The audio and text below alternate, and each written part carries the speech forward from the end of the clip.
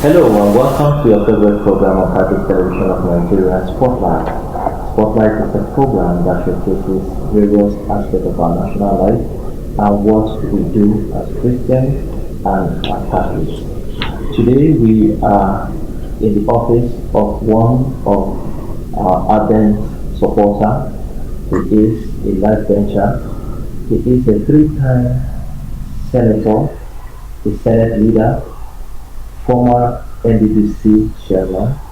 He is also a devout Catholic. He holds the National Honor of OFR and CON, and we hope that one day he will be made a Papa. I present to you Senator Doma Ega. Sir, you're welcome to the program. Thank you. Our usual question would be, who is Ndoma Egba? Even though he is not somebody that is hidden, he's a well-known name in the Nigeria political landscape. Well, I was born in Ikom in Cross River State to the late Honorable Justice Emmanuel Takon Ndoma Egba, who was the first lawyer from my part of the world, the first High Court judge from my part of the world, and the first Justice of the Court of Appeal from my part of the world, and Regina Achin Nentui, who was trained as a teacher but was elected as councillor for Ikom Urban in 1957 and was elected as chairman of Old Ikom local government in 1960 and served as chairman 1960 to 1963. I was born on the 8th of March 1956. Attended Merenau College in Ogoja, then the University of Lagos, where I graduated in 1977 and was called to the Nigerian Bar in 1978. I was essentially into legal practice, more of litigation. So I was a courtroom lawyer until I ventured into politics. So essentially, that is who Victor Ndoma Egba is in a nutshell.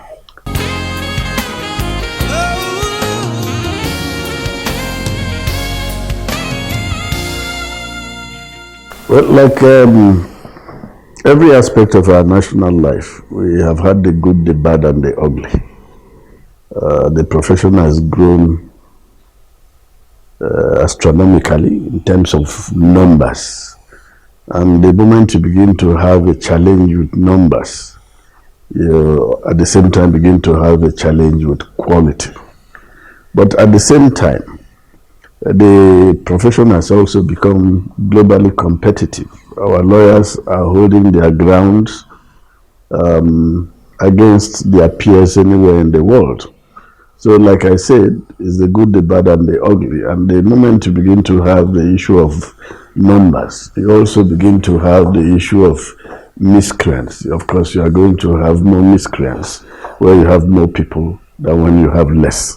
But I think essentially we've done well with meeting the global challenges of the profession. We are developing in tandem with the profession elsewhere in the world. And we are holding our ground with our peers.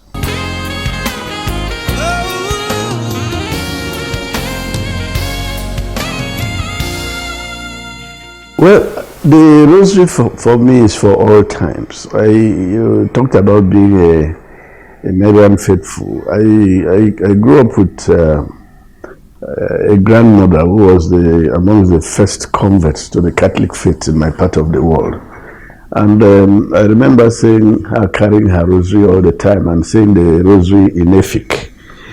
So I grew up thinking that saying the rosary was part of daily life, so it wasn't something that I was taught by the church. It was something I saw from home, and for me, the rosary has become a part of my life. I don't go out without it. I always have it in my pocket. In case I miss the one in my pocket, I always have another one in my briefcase. I have them scattered all over my car and everywhere I operate. So for me, the rosary is not just a prayer, it's a way of life. And for us as Catholics, this is the time, not only the time to hold on to God and to pray through Mother Mary for the intercession of our Son who died for us, Jesus Christ, and to God the Father and God the Holy Spirit.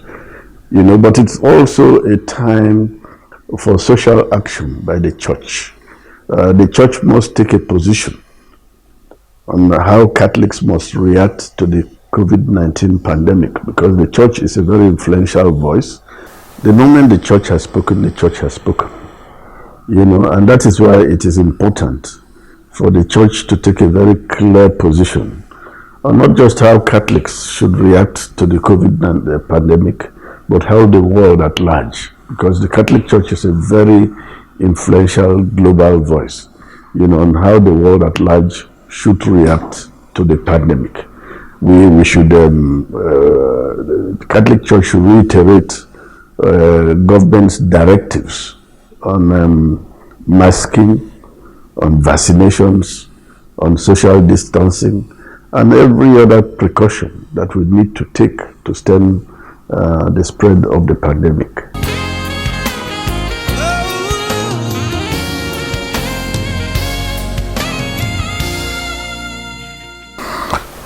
It has been painfully different because when I met her, we were both very young. I was my late 20s. She was still in her teens, and then when we got married, we were still very, very young. So she's always been part of their growth, both materially and spiritually. In fact, she was a far more dedicated Marian because she comes from a very strong Catholic background herself. So it's not been easy for somebody who literally spoiled you. I give a few examples. I don't know what size of shirt I wear. I don't know what size of suit I wear. I don't know who my tailors are. I don't know who my dry cleaners are. I never had to bother about whether there was diesel in the generator or not, or the generator was working or not. All I did was to dress up for work, come back, play tennis, and that was it. Every other aspect of home life was taken care of. But now I'm learning to navigate through those details, and it is in this kind of situation that you actually appreciate women. This kind of I think we now appreciate her more in death than we did in when she was alive. So it's not been easy, but God has been most merciful. The children are growing up in the fear of God. They are growing up well. Occasionally, when they have their small arguments in the house, Mommy, they will still say to themselves, Mommy will not like this. So even in her absence, she still has a presence. Her influence in our lives is still there. The house is still running exactly the way she ran it, So God has been merciful. And my consolation is that if we hold on to God's promises, then she certainly is in a better place. And she has given us all the signs that she's in a better place. 4 days after her death, we saw 2 apparitions in the sky. One looked like the Blessed Virgin Mary. I hope it was. And clearly the second one would have been her. I'm sure it was a clear message, that look, your wife is with me. And then I have heard her voice down there saying, look, don't bother, I'm fine, so that's a consolation. At some point in life, you live on memories. At some point, and it's going to be so for everybody, everything that has life must suffer death. So at some point, and for me, I think the beautiful thing is that the memories are sweet memories. because it's not every marriage that is a good marriage. I mean, there are some things like this happen and they say, thank God, good riddance, my suffering has ended. But for me, the memories are sweet, the memories are still very fond, but God has been in control.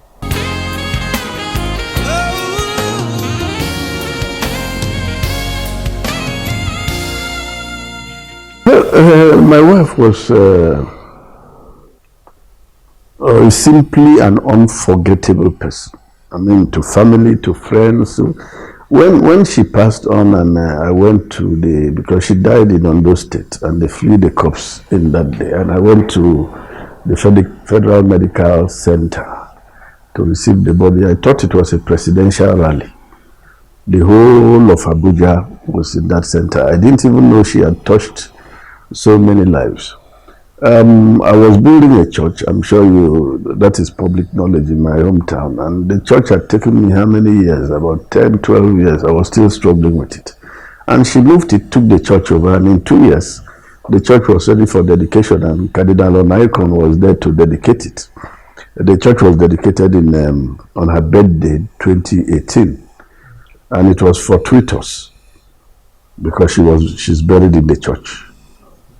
And for me, that is the biggest honor, is the biggest immortalization. She had always looked beyond the church. She wanted, there's a grotto, beautiful grotto of the Virgin Mary, which she built, on her own, said, I don't need their support, just, this is my own project. But she had looked beyond the church, because my village is essentially Presbyterian. In fact, my family is Presbyterian. I'm the only Catholic, incidentally, even though they prefer to marry Catholic wives. But we are essentially Presbyterian. My father was not just an elder, he was also a trustee, a national trustee of the Presbyterian Church. So she had envisaged a situation where beyond the church we will have a primary school and a secondary school, to feed the faith, and then, of course, a chapel of adoration. We promised to build a chapel of adoration in her honor on the day of her burial. That was dedicated on the 19th of November by the Bishop of Abuja. And we had over 30 priests in attendance. And her baptismal name was Loretta. So the chapel of adoration is the St. Loretta Chapel of Adoration, When she passed on, I asked her PA to give me a list of all those she was responsible for. And she came here with 4 typed pages, some were in the UK, some in Ukraine, some, she had all sorts of people she was paying school fees for. And it occurred to me that if I didn't do, because with life you can't tell. When they say death comes like a thief at night, we should all be prepared. She is gone. Certainly I'm next, when I don't know. But God forbid that it should happen now. What happens to those children on her sponsorship? So we have to find a structure. We have to devise a structure that will ensure that those children get the education that they deserve, with or without me. And that is why on the 11th of December, we'll be unveiling the Victor and Amaka Ndabagba Foundation, so that the education of these children will now be taken over by a body that will survive both of us, And we hope that when the children also become the success stories in life that they should be, they too will now, through the foundation, begin to help other children. So we're unveiling that foundation on the 11th. Why 11th? She died on the 19th of November last year. 19th of November this year was when we dedicated the church in the village, the chapel in the village. She was buried on the 12th. So for her friends who are here, the 12th would have been the next logical date, but the 12th is a Sunday. And anything you do on a Sunday is lost, so we shifted it forward by 1 day. In her school, the biggest, had a school just 2 minutes from here. As at the time she passed on, there were 533 students or children in the school. Today we have almost 700, which means that from heaven, she's also looking after the school. But the biggest building in the school has been named after her. So there are many things that we'll be doing to immortalize her, but essentially I think the critical one is having those children that were under her care benefit fully from what she was trying to do. We will be taking a short break, and when we come back, we will be asking the Senator some questions that borders on youth development and the Nigerian youth.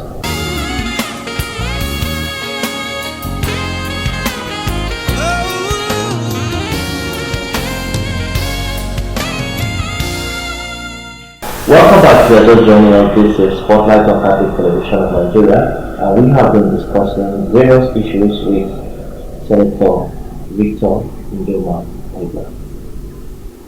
I was to ask you about the youth in Nigeria.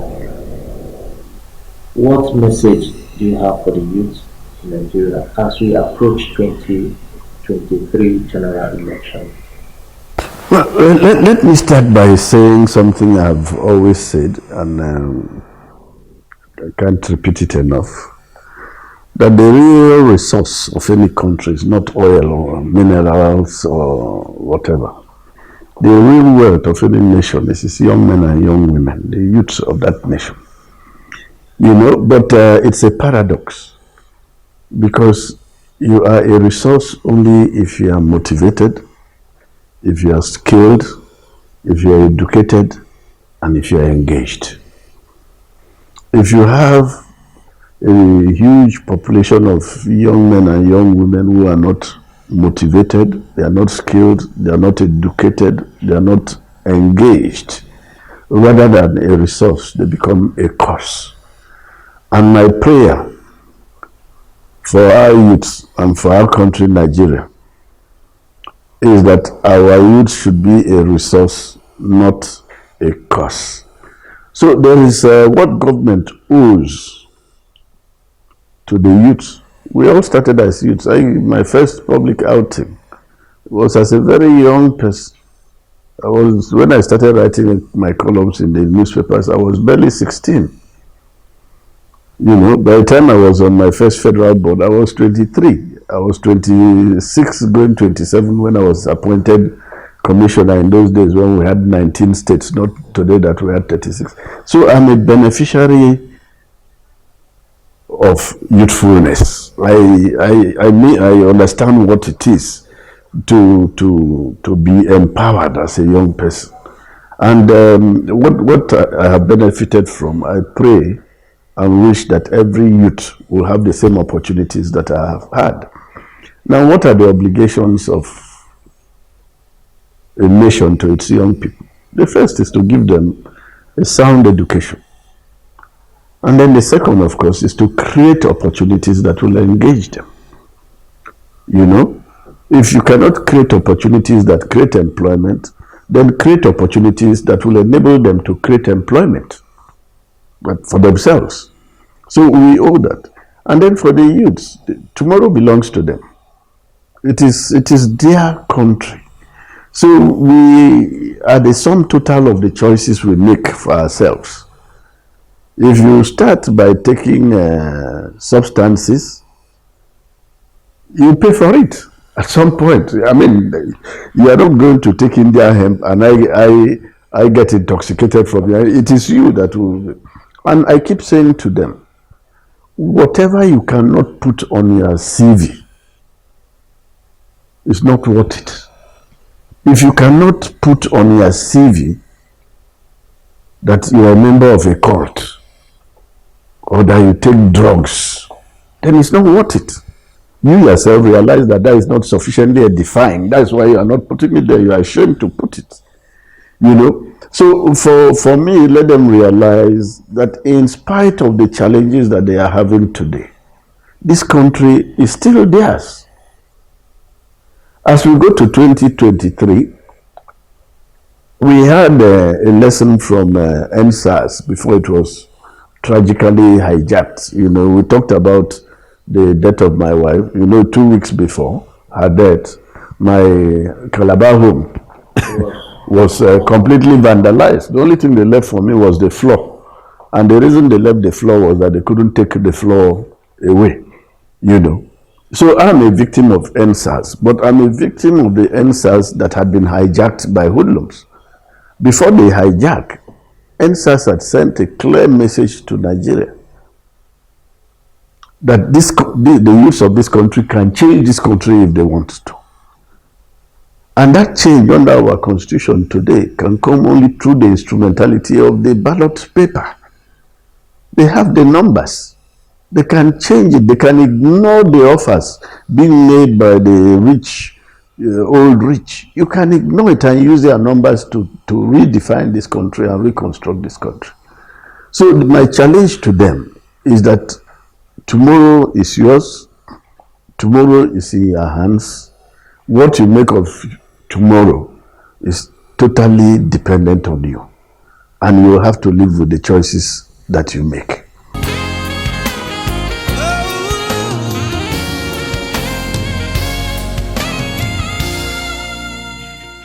First, let us appreciate that this country has always been in the hearts of youths. Let's start from Herbert Macaulay. When Herbert Macaulay started his nationalism, his Nigerian nationalism, he was in his late 30s, early 40s. Today, a 30-year-old or a 40-year-old is a youth leader, isn't it? Yes. In fact, you see 60-year-olds who are youth leaders. So which means that today, Herbert Macaulay would have qualified as a youth. Now, if you take our fathers who fought for independence for us, Nnamdi Azikiwe, Awolowo, and now Tafawa Balewa, and Ahoro, Ahmadu, and the rest of them. I think Nnamdi Azikiwe was probably the oldest, and he was in his early 40s. The rest were in their 30s and 20s. When Chief Tony Ahoro moved the motion for independence, he was in his 20s. You take our first set of ministers, our own Chief M. Timbu was a minister at 24. Now, let's come down a bit to the pre-Civil War days, immediate pre-Civil War days. Take the governors that you had. How old were they of the regions? Then you come to the Civil War. Who were the commanders who fought the Nigerian Civil War? Benjamin Adekunle was in his 20s. Alabi Sama was in his 20s. General Akinwumi Ade was in his 20s. It was only people like Obasanjo who were in their 30s. Today, there will be youths that are still living with their parents. So this country has always been in the hands of, and then even under our democracy. Or let's go back to the military. King Alfred Dietes Piff was military governor of the old Rivers State, that is today's Rivers and Bayelsa. He was 24. My own governor, my first governor, UJ Swene, was 32. You know, then you take our democracy, the interrupted ones. Clement Abri, when he became governor of Cross River, was 38. Under this present dispensation, when Donald Duke became governor of Cross River, he was 37. So, whichever way you look at it, the youths have always been. It is just that they need to translate. They need to translate their numbers into some strength that is visible. Now, you talk about scholarship. I say the story is not complete. Because once upon a time we had scholarship. But the moment you begin to deal with an explosion in numbers, you begin to deal with another kind of problem. But I believe that the nation, every nation owes its young people some minimum. The first is education. The second is healthcare. And the third, you owe them the environment that will give them opportunities. So the government owes the youth that. And if the government is not providing that, then the youths are strong enough to seize power through the ballot to provide that for themselves. Well, viewers, this is where we are going to be dropping the anchor on today's edition of the program Spotlight on Catholic Television. We've been discussing with Senator Victor Ndoma Egba. He is a well-known name in our Nigerian society, a three-time senator. He is also a chieftain of the All Progressive Congress, and he is a devout Catholic. And he has been able to look at various issues as it affects professional life, religious life, and our political life as a country. Please stay tuned to next edition of this program, Spotlight on Catholic Television. Same time, same station next week, as we bring you yet another important personality. My name is Tony Abba. Bye for now. Have a wonderful day.